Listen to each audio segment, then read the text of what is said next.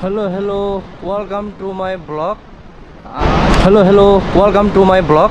आज पनि फेरि म चाहिँ दोस्रोचोटि फेरि तिला जुन धुवा झार्न भन्ने ठाउँमा फेरि हाम्रो टोली चाहिँ आज पनि जाँदैछ। दोस्रोचोटि हो यो। पहिलो भिडियो तपाईहरुले हेरिसक्नुभयो र यो चाहिँ दोस्रो भिडियो। फेरि त्योभन्दा अलिक राम्रो हाल्ने कोसिस म गर्छु।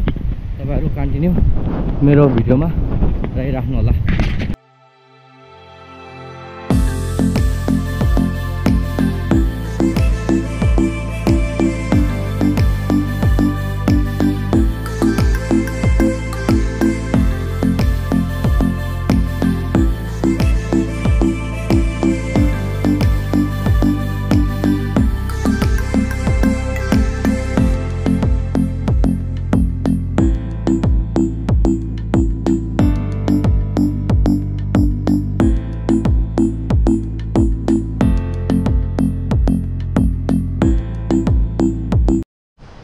यो चाहिँ झर्ना पुग्ने छेउको जुन यो चाहिँ बर्खे झर्ना भन्छ है। यो चाहिँ बर्खा टाइममा चाहिँ झर्ना आउँछ है।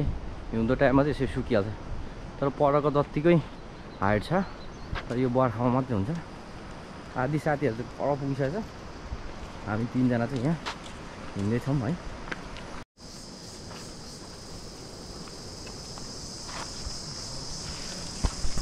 यो चाहिँ ठ्याक्कै यहाँ चाहिँ 3 कुने रोड छ। यो म आइरहेको रोड भनेको चाहिँ उखा जाने, यो भनेको खाँदोबाट आउने रोड, अनि ठ्याक्कै दाहिने साइडमा चाहिँ झर्ना जाने बाटो है। यो चाहिँ हामी यहाँबाट यसरी झर्न गइन्छ। यहाँबाट चाहिँ जाने हो। अब धेरै छैन, त्यही 5 मिनेटमा पुगिन्छ।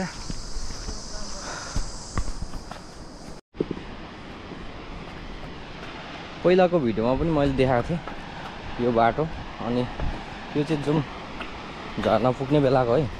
यो ढुङ्गा चाहिँ सबै युज गरेर चलाउने हो। यहाँ युज गर्ने हो हैन।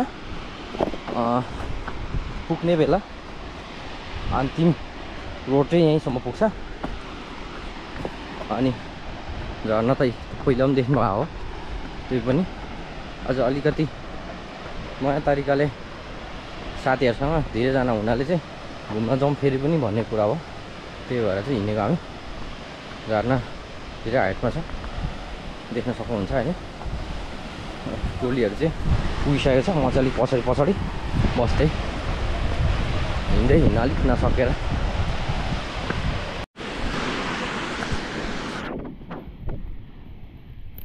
अहिले चाहिँ हिँडेर जानुपर्छ। त्यही भएर बाटो धेरै अप्ठ्यारो छ। एकदम होसियार छ हिँड्नुपर्छ है। अब केसम्म पसेर चाहिँ रमाइलो हुन्छ।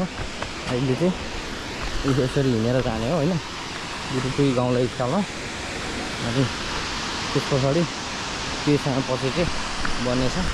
यस्तो गर्मी छ है साथी हो। गर्मी भन्ने चाहिँ फेरि बर्खामा चाहिँ बर्खायाममा चाहिँ गर्मीले अलिकति गाह्रो हुन्छ। हिउँदोमा ठिकै हुन्छ। अहिले अब बर्खा लागिसक्यो, गर्मी चाहिँ अति नै छ। अब बल्लहरु यहाँ भइसक्यो। अरे यो चस्मा जानु खोज्छ यार। मेरो रोकिदियो यार, बोली रोकिदियो यार। अब हामी चाहिँ पुगिसकेको छौँ यो झर्नामा। अब हामी एकछिन धुने, कोही खेल्ने, कोही बस्ने, कोही हेर्ने, कोही फोटो खिच्ने आफ्नै है। त्यो ढुङ्गा पथारै पथार छ है। फेरि त्यस्तो अहिले चाहिँ राम्रो छैन, कम्प्लिट भएको छैन। केहीसँग पछि हुन्छ घुम्नलाई। फोटो खिच्दैछ कोही है, कोही भिडियो बनाउँदैछ। कस्तो टाढादेखि घुम्न आउँछ।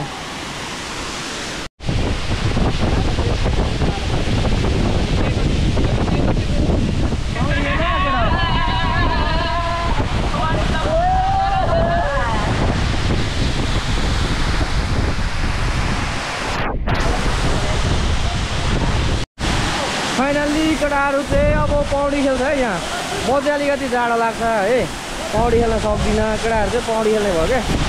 तिमी खेल्ने नखेल्ने तिमी नखेल्ने खेल्दिने नडराउनु फेसमा ल्याउँछु नि त कहाँ ओ यहाँले देखाइहाल्यो त छैन हौ तल निस्किन जा जा लु उड्के उडेर जाने हो के हो बल्ल निकालेर छैन के गएर जाले घुमेर गयौँ न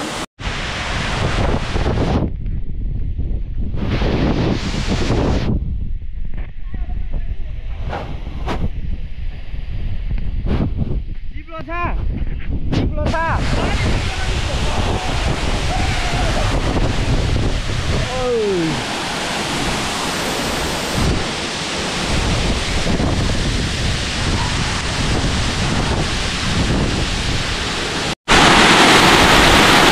यहाँको फोहोर पानी जस्तो लाग्छ भने चाहिँ खाने पानी चाहिँ टक्कै यहाँ माथि छ होइन खाने पानीको पनि व्यवस्था गरिदिएको छ टक्कै जाने यसरी जाने है हिँड्दै जाने हो होइन टक्कैसँगले सानो खाने पानीको धारा छ यहाँ है यसरी खाने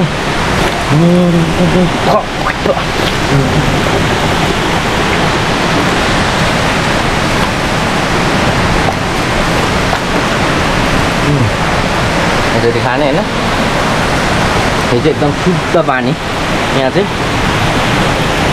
तल चाहिँ अलिक बल्लसँगको छ अशुद्ध छ त्यही भएर यो चाहिँ शुद्ध पानी खाने पानीको पनि छ व्यवस्था यहाँ टक्कै पेटमा यहाँ देख्न सक्नुहुन्छ यस्तो पहाडै पहाड है भिरै भिर टक्कै ढुङ्गा खस्यो भने चाहिँ फेरि सकियो है ढुङ्गा माथिबाट खस्नु चाहिँ भएन ढुङ्गा खस्यो भने चाहिँ मान्छे सकियो पुरै पारिपट्टि यस्तो छ